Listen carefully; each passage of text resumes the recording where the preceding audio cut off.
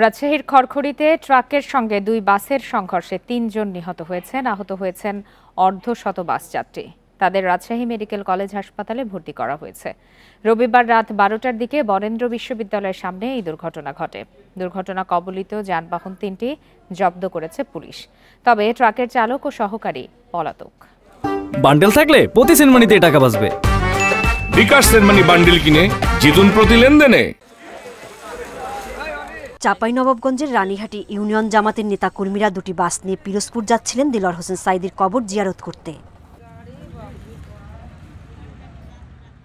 রাজশাহীর খড়খড়ি এলাকায় পৌঁছালে বিপরীত দিক থেকে আসা ট্রাকের সঙ্গে সামনের বাসের সংঘর্ষ হয়। দুই বাসের দূরত্ব কম থাকায় অপর বাসটিও পিছন থেকে ধাক্কা দেয়। দুর্ঘটনায় রাস্তার পাশে খাদে পড়ে যায় একটি বাস।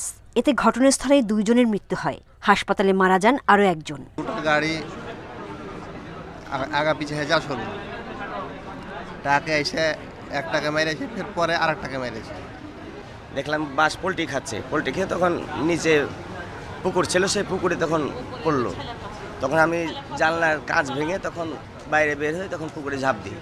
সাঈদী রাহিমাহুল্লাহ সাবেক এমপি এবং জামাত ইসলামের নায়েবে আমির, তার কবর জিয়ারত এটাও তাদের টার্গেট ছিল, তো ওটার জন্যই যাচ্ছিলেন, কিন্তু দুর্ঘটনা শুরুতেই এটা হয়ে গেছে।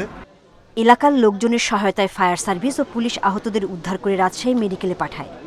সর্বমোট 40 জন রোগী আমাদের কাছে এসেছেন। এর মধ্যে ব্রড ডেথ হিসেবে এসেছেন 2 জন, আর ওয়ার্ডে অর্থাৎ 5 নম্বর ওয়ার্ডে ভর্তি হওয়ার পর একজন রোগী মারা গেছেন। আর বাকি যে 37 জন, এর মধ্যে 35 জন রোগী বিভিন্ন ওয়ার্ডে ভর্তি আছেন এবং তারা চিকিৎসাধীন। নিহত জুয়েল আহমেদ, নাসিমউদ্দিন ও মিজানুর রহমানের বাড়ি রানীহাটি ইউনিয়নের ঘোড়াপাখিয়া গ্রামে। সেখানে 3 জনের মৃত্যুর খবর পৌঁছালে নামের শোকের ছায়া। স্বজনদের আহাজারিতে ভারী গ্রামের পরিবেশ। Independent news.